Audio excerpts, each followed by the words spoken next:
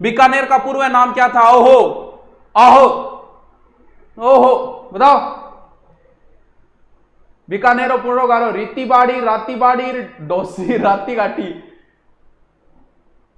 कौन सो है बताना। थारगा मरुस्थल कितना परसेंट है? अरावली के इधर तो 58 है, और वैसे बात करें तो 61.11% है।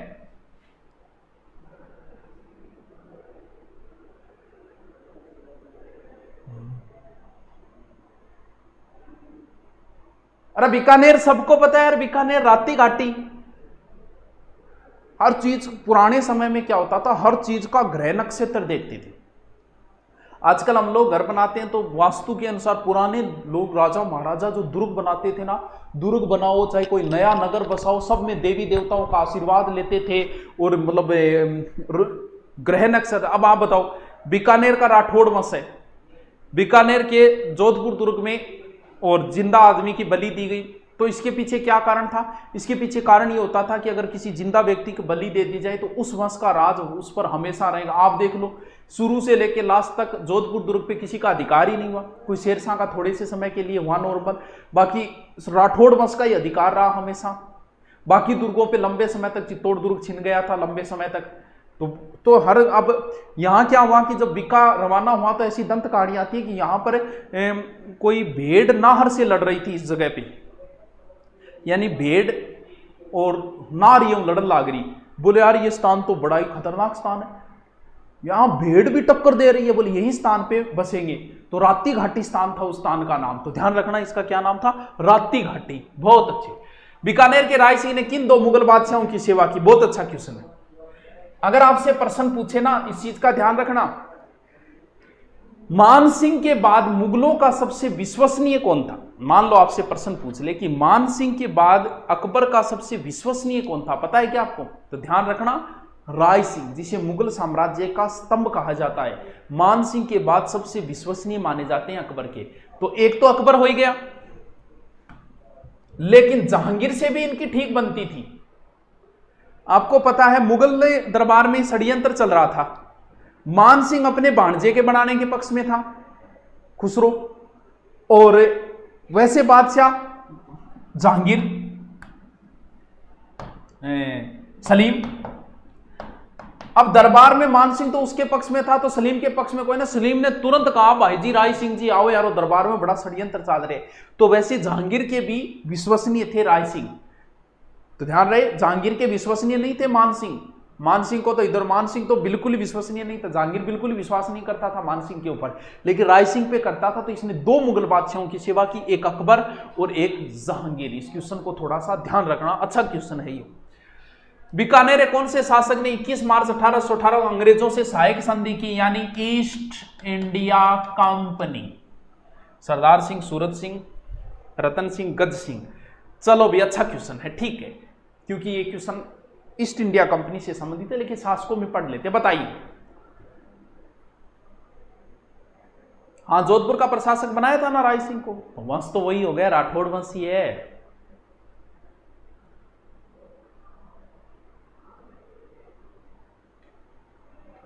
बताओ भाई, बताओ भाई। सूरत सिंह, अरे यार, सरदार सिंह है तो दो में, या तो सूरत सिंह है या सरदार सिंह है, इन दोनों में। कुछ बच्चे जवाब दे रहे हैं यार बीकानेर बहुत छोटा था यार, तुम लोग इतना ही नहीं पढ़ के यार, तुम्हारा कैसे काम चलेगा यार। तकलीफ होती है फिर ऐसे, मेरे को दुख होता है, मेरा दिल टूट जाता है ऐसे प्रश्नों के जवाब नहीं आते, इतने ही। हाँ, बीकानेर कौन से शासक के समय बीकानेर ओ तो देखो बताना ही पड़ेगा फिर। थान पता है बीकानेर का भुजिया बहुत फेमस है टावरो, भुजिया बहुत फेमस है, याद रखियो। रसगुल्ला भी बहुत फेमस है, कटेगा बीकानेर का।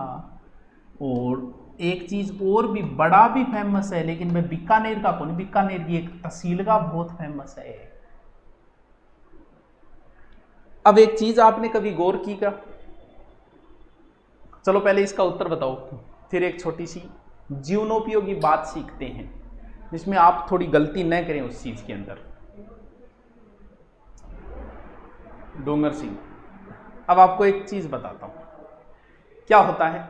अब आप कहोगे सर बीकानेर का भुजिया फेमस है, फेमस है, आप देखना विदेशों में जाते हैं बीकानेरी भुजिया, कभी खा के देखना, आनंद आ जाएगा, खाने के बाद पता चलेगा कि सच में बीकानेर भुजिया। रसगुल्ला भी फेमस है और बड़ा डूंगर सिंह जिन्होंने डूंगर, आप कभी थे बीकानेर, कभी जानो वह नहीं तो बस कन्फर्म रुकेगी डूंगरगढ़ तहसील में, बीकानेर पहली तहसील आओगे तो डूंगरगढ़ का बड़ा भी बहुत फेमस है। तो अब कल जाओ जब मेरे कहने पर थे चेक करके देखियो क्या गुरुजी कहे हो क्या यार, चेक तो करा बड़ा क्या कहते, तो डूंगरगढ़ का बड़ा भी बहुत फेमस है, पूरे राजस्थान में फेमस है और बड़े गाड़ी भी कन्फर्म रुकेगी। और अब थे कहते गुरुजी बे भुजिया इतना ही फेमस है तो बे कलाकार आप तारनगर ले आगे बिजनेस कर लिया, तो सोचा इस बारे में कभी। रसगुल्ला बीकानेरा फेमस है, अलग अलग जगह की चीज अलग अलग फेमस है, तो बन आपा लिया हुआ तो ऐसा काम नहीं होगा। क्योंकि आप अगर कोई कार्य प्रकृति विरुद्ध करते हो ना तो उस कार्य में आपको सफलता नहीं मिलेगी। जीवनोपयोगी एक बात बताता हूं, क्योंकि भुजिया तो वही है, कलाकार वही है, पानी वही, सारी चीज वही ले फिर भी नहीं हो, क्यों? क्योंकि ये चीजें डिपेंड करती है क्लाइमेट के ऊपर। हर चीज क्लाइमेट से सक्सेस होती है। वहां का जो क्लाइमेट है वो तो मैं तारानगर नहीं लेके आ सकता, तो फिर वो भुजिया वाले कलाकार भले ही लिया लेकिन वो यहां पर नहीं चलेंगे। जैसे एक बार के वार्ताना तहसील में एक आवासी चाली मुर्गा फार्म खोलने, कोई सक्सेस को नहीं है, 1% कोई होया तो होया, बाकी को नहीं होया। अभी एक फैशन और चल रही है, लोग 15-20 लाख खतरा होगा प्रत्येक आदमी मन में रहे कि अब मछली फार्म खोलने में, मछली फार्म लगाओ 15-20 लाख भी लगा बैठे, लास्ट में सक्सेस होने नहीं है। अब आप कहोगे सर आप पहले ही कैसे घोषणा कर सकते हो सक्सेस नहीं, इसलिए कर रहा हूं मैं। ऐसा कार्य आप में से कोई करने की सोच रहा है तो सोचा करो पहले कि सक्सेस हो सकते हैं कि नहीं। क्यों नहीं हो सकते? क्यों? क्योंकि मछली उत्पादन के लिए आप पानी ला सकते हो, टैंक बना सकते हो, लेकिन क्या मछली के लिए जो क्लाइमेट चाहिए वो क्लाइमेट यहां ले आओगे? क्या क्लाइमेट नहीं ला सकते। मुर्गा फार्म में यहां कोई सक्सेस क्यों नहीं हुआ? अब एक बात बताओ, वहां वाले गाय यहां ले आओगे, पहाड़ी गाय, कि भाई पहाड़ी गाय 8-20 किलो दूध दे देंगे, कौन दे? क्यों? क्योंकि उस गायों को वो क्लाइमेट नहीं मिलेगा। तो ए जगह टाट में लगा रहे हैं, बहुत लगा रहे, मत जाए देखिए रोड के साइड में खुद रहे मछली फार्म, वो बेचारा 15-20-30 लाख खतरा भी आओगा। क्यों? क्योंकि आप क्लाइमेट को नहीं बदल सकते। ये क्लाइमेट जो उनको चाहिए वो क्लाइमेट कहां से ले आओगे? पानी ले आओगे, सब चीजें ले आओगे, खाने को सामान ले आओगा, लेकिन जब तक क्लाइमेट नहीं मिलेगा तब तक सफलता नहीं मिल सकती। तो इन भुजिया, इनको वही बात है, इसे जीवन में भी अपनाना। प्रकृति विरुद्ध आप कार्य नहीं कर सकते। यहां तो सेव लिया हो, लगा लियो, सेव लाग जाओगे, जहां जम्मू कश्मीर है सेव थारेठ लगा लियो। क्यों को लागे? क्योंकि जम्मू वाला क्लाइमेट नहीं ला सकते आप यहां पर, इस वजह से नहीं लगेंगे वो। बाकी सेव माटी है, सब कुछ है, लेकिन नहीं लगेंगे। तो यहां फिर नारियल और लियो, केरल लगा लियो, अठे घनी इनकम है। अठे नारियल, केरल में नारियल एक मिले 2 रुपया को, अठ वो एक नारियल मिले 60 रुपया, वो बिजनेस कर लियो। क्यों? क्योंकि वो क्लाइमेट आपको नहीं मिल पाएगा। इसलिए बिजनेस में इस चीज का हमेशा ध्यान रखना। चलो, बहुत से लोगों समझ में आई होगी। तो क्लाइमेट पे डिपेंड करती है ये चीजें। वह भुजिया कलाकार ने बैठ लिया तो भी सफलता नहीं मिलेगी। चलो, अब कहीं हाथ जोड़े बोल गुरुजी बात काम ही बताइए, मैं टाट में खा लिया अरब ने। हाँ चलो, पृथ्वीराज राठौड़ को डिंगल का हेरोस किसने बताया? ओह, डिंगल का हेरोस बताइए। पृथ्वीराज राठौड़ भाई साहब शानदार कवि है ये पृथ्वीराज राठौड़। ऐसे व्यक्ति है जिन्होंने अपनी मृत्यु से पहले ही घोषणा कर दी थी, बोले उस तारीख को इतना बजे यहां पर मेरी मृत्यु हो जाएगी। बहुत बड़े भक्त थे यार कृष्ण के। वेली किशन रुक्मणीरी, इन्होंने ही तो लिखा था, वेली किशन रुक्मणीरी। गागरोन दुर्ग में बैठ के लिखा था। भगवान कृष्ण और रुक्मणी के विवाह कहते हैं कि इतना प्यारा ग्रंथ है ये वेली किशन रुक्मणीरी। इस ग्रंथ को चढ़ाने के लिए रणछोड़ मंदिर यानी गुजरात जा रहे थे भगवान कृष्ण के चरणों में चढ़ाने के लिए। तो कहते हैं कि भगवान कृष्ण स्वयं भेष बदल के आए थे इस ग्रंथ को सुनने के लिए। इतना फेमस ग्रंथ है वेली किशन। पृथ्वीराज राठौड़ मुगल दरबार में रहते थे अकबर के वहां पर एक और कवि भी रहता था दुर्साडा। तो जाहिर सी बात है कि ये ग्रंथ लिखेंगे तो सबसे पहले उनका दोस्ती पड़ेगा दुर्साडा। तो दुर्साडा ने कहा कि ये तो 5वां वेद है भाई साहब, 19वां पुराण है, क्योंकि 4 वेद है 18 पुराण है, तो 5वां वेद और 19वां पुराण है वेली किशन रुक्मणीरी ग्रंथ। बहुत फेमस ग्रंथ है ये। कभी अपन क्या पढ़ी जाए, डिंगल भाषा में लिखे है। हाँ, अकबर के दरबारी। तो ये बात किसने कही थी? कर्नल जेम्स टोड ने इन्हें डिंगल का क्या कहा था, हेरोस, सॉरी टेसिटोरी जो है उनका संबंध रहा है बीकानेर से। एक बार पूछा था कि इस व्यक्ति की मृत्यु जो है वो बीकानेर में हुई थी, तो ध्यान रहे टेसिटोरी इटली के थे। टेसिटोरी ने चारण साहित्य पे सर्वाधिक शोध किया है। क्यों? क्योंकि बीकानेर साइड में चारण है, तो इन्होंने जो ग्रंथ लिखे उन पे सर्वाधिक, और इस ग्रंथ को पब्लिश और श्रेय में लाने का श्रेय भी इसी व्यक्ति को है, टेसिटोरी को। तो कई बार इसका प्रश्न पूछ लेते हैं टेसिटोरी को, तो टेसिटोरी ध्यान रखना, इसको रट्टी लेना, बहुत अच्छा क्वेश्चन है। चल हाँ चलो बताइए, राव बीका ने बीकानेर की स्थापना कब की? यार ये क्वेश्चन बहुत अच्छा है, क्योंकि इस क्वेश्चन में कंफ्यूज भी हो गया। आप उत्तर बताओ, फिर हम कंफ्यूज दूर करते हैं। बताइए।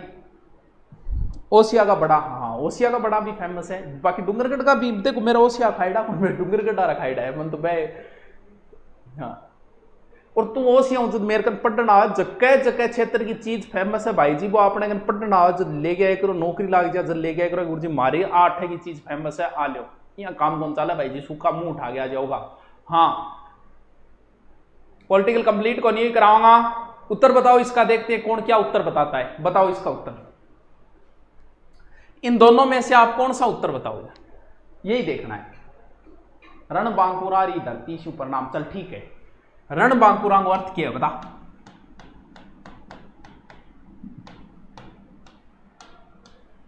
रणबांकुरा का अर्थ बता दे मन तो बस।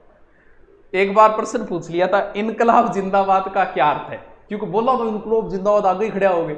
अब वो कौन मेरो इनकलाब जिंदाबाद का अर्थ क्या है भाई? एग्जाम में पूछा था ये कि इनकलाब का क्या अर्थ होता है। कौन मेरो बहुत सा ने कौन मेरो कि इनकलाब का अर्थ क्या होता है? चल बता, रणबांकुरा का अर्थ क्या होता है?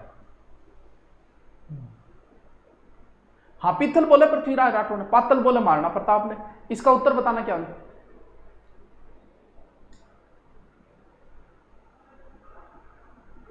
हिस्ट्री पूरे बेटर के लिए कौन सी बुक लाएं? कोई सी ले आओ, देखो अपनी जो एक डिटेल वाली बुक आती है उसमें पूरी कहानियां, सब कुछ कहानियों से है वो लेके आओ, तो वो तो कहानियों टाइप है। अगर आपको कहीं पढ़ाना हो तो उसके लिए वो बुक बड़ी जरूरी है, वरना ऑनलाइन न ले आओ, उसके लिए तो अपनी पूरी डिटेल की बुक आती है। क्या उत्तर कर रहे हैं? इसका उत्तर क्या कर रहे हैं? उन उत्तर कौन बता रहे, बाकी सो क्यों बता रहे? रणबांकुरा, रणबांकुरा, अरे यार तू अर्थ ऐसे नहीं होता कि आप कह दो कुशल योद्धा। ये इस शब्द का अर्थ निकालो। रणबांकुरा यानी रण में बड़ी कुशलता से लड़ने वाला होता है रणबांकुरा। जो रण के अंदर और बड़े बांकपन से बड़ी कुशलता से लड़े, वही रणबांकुरा होता है। अब यहां तो कहने योद्धा शक्तिशाली एक अलग बात है, रण में कुशलता दिखाने वाला होता है रणबांकुरा। हां देखो, इनकलाब का अर्थ क्रांति होता है, बिल्कुल। देखो कुछ बच्चे इसको 65 में कंफ्यूज हो जाते हैं, कुछ 88 में। तो ध्यान रहे, जब बीका आया था ना,